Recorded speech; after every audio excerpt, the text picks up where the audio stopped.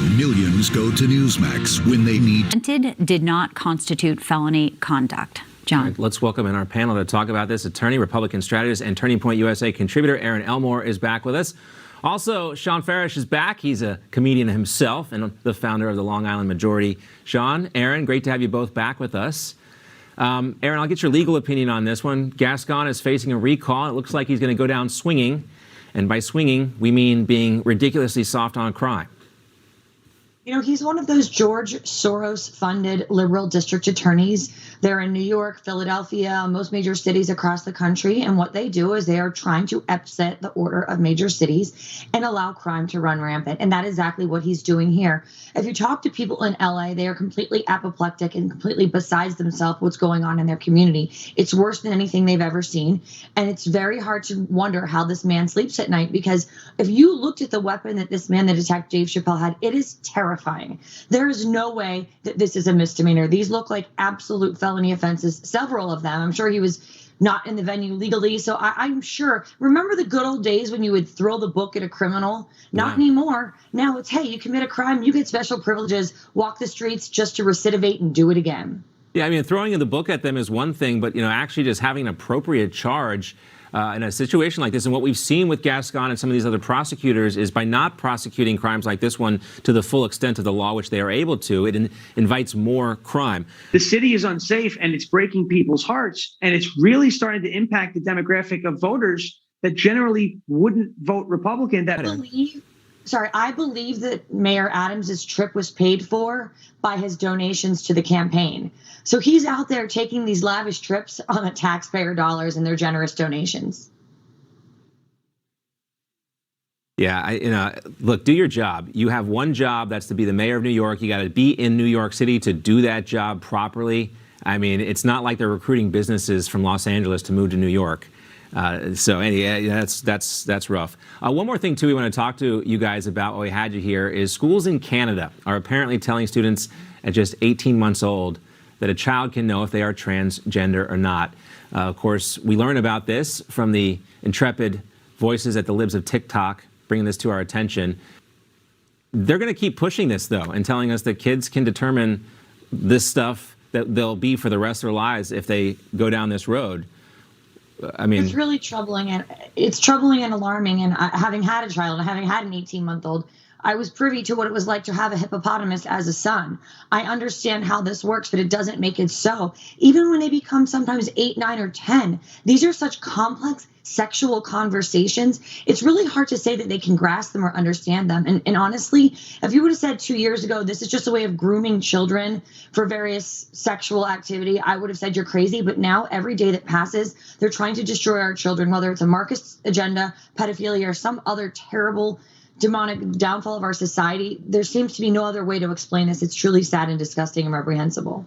What do you think, Sean? Have you evolved on this issue as well? Because I agree with Erin. I'll be like, no, that's crazy. But when you hear about them, they continue to push this on kids as young as 18 months old. It's coming up a little bit later. Of course, we got Meme Team coming up as well, and some great memes from our panelists. And Bianca's going to join us for Meme Team today too. Closed captioning. We had Jason Miller on earlier talking about this, and he kind of downplayed this issue with Suzanne Malveaux, but he didn't pull any punches, Erin, when he was talking about Jean-Pierre. She's an activist, according to Jason Miller, and when you hear this stuff, Erin, about her wanting to boycott AIPAC, I mean, this is where the squad wants the Democratic Party to be. This is where they want the White House talking points to be. I mean, clearly this is a person that has a political agenda. She's not unbiased, but this is what the Biden White House wants. They want activism. They want to send a message to the American people that is extremely left-wing. She's unbiased? Yeah, right. No way. They want bias. Her relationship with CNN or activist groups is exactly what they're looking for. And all I have to say is that the American people are not going to be receiving any sort of neutrality, any sort of unbiased opinions. It's going to be all propaganda and talking points. And honestly, I think there should be some special interest groups or legal groups that look into this, because if this were the right or this was Donald Trump, the situation would be completely different. But we've already seen that. If you're on the left, it's one standard. If you're on the right, it's a completely different standard. It's unfair, but that's the world that we're living in. And we have to fight back as conservatives because this is completely inappropriate. Well, Sean, Joe Rogan, of all people, actually came out, I guess, in a way, in defense of Jen Psaki. But really, I think this is pretty accurate commentary on what this job means. Here he is, Joe Rogan.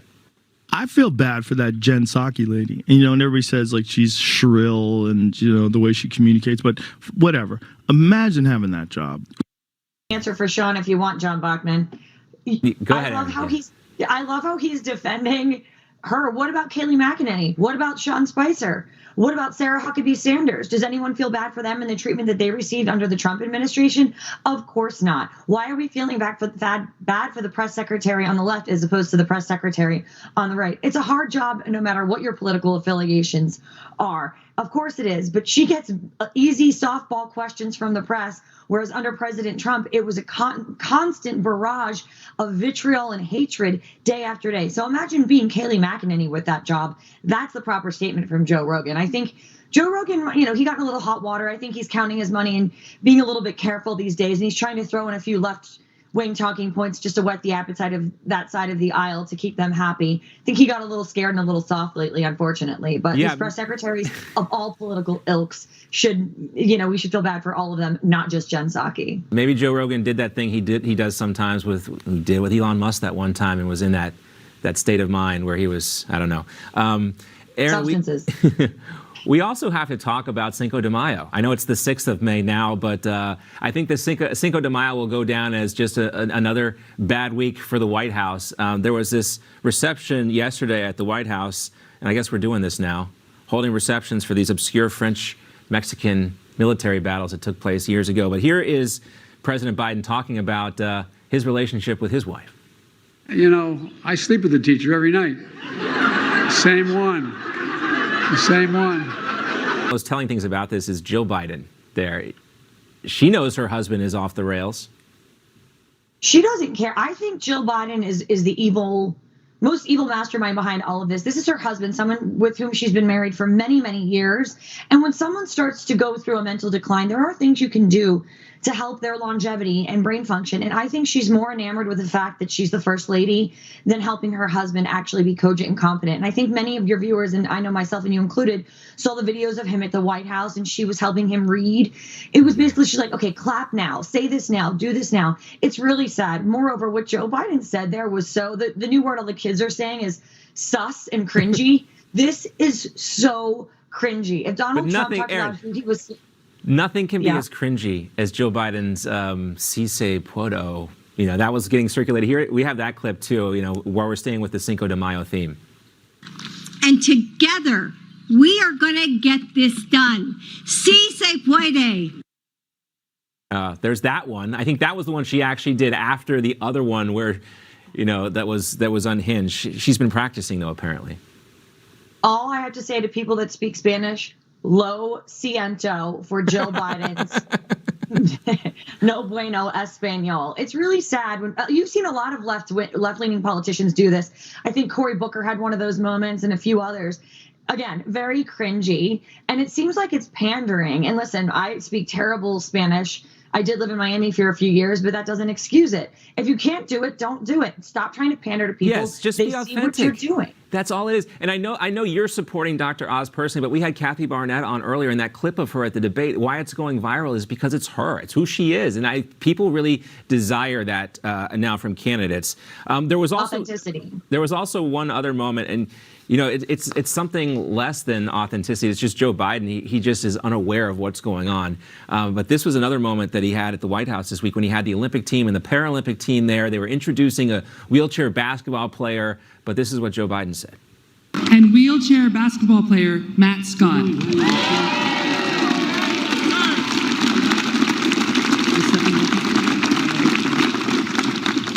Here we go. Don't jump. So you just introduce a wheelchair basketball player and then you say, don't jump. Honestly, there are no words for how wrong that is. It is literally making fun of someone with a physical limitation. There is no excuse for that. And it's not funny. It's wrong. And once again, I know I'm beating the drum of hypocrisy here, but if Donald Trump had done this, what do you think would be said? We would have every sort of 501c3 group out there chastising him for his treatment of people with physical disabilities and limitations. Honestly, he is so out of touch.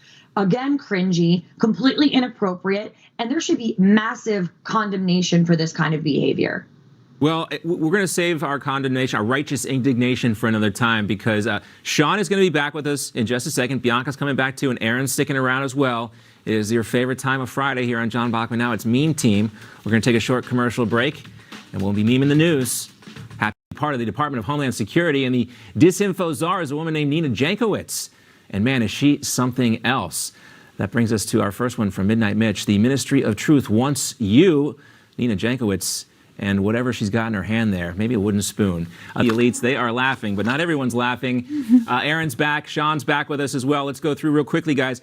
Bianca joining us today. We'll let Bianca go first. Bianca, what do you got for us? Well, it is Ma'am, okay? It is Ma'am, one of my favorite all-time viral clips, and just in time for Mother's Day. Most of us would say Happy Mother's Day, but... Right. Mother's second. Erin, go ahead.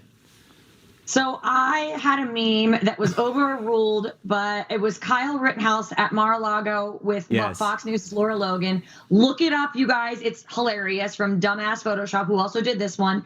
I'm sorry, when you're twinning, you're winning. And this is Alejandro Mayorkas and Gollum from Lord of the Rings, two evil people. One of them want to destroy America. While we're all focusing on abortion, we better not forget what is going on at our southern border. And this gentleman on the left and his twin brother on the right, presumably, are the reason why our country is in shambles at the southern border. Let us not forget, because the left wants to control the narrative and move on from issue to issue, and this week it's abortion, but do not forget about our southern border. Yes, they always support the latest thing. Last one, Sean, last but not least. Well, what we have here, the Democrats the last few years, when we were talking about the pregnant man emoji, welcoming that idea, and now Roe v. Wade is coming to town. And we've got a special Mother's Day tribute to all the moms out there. Happy Mother's Day, Erin. Stay with us.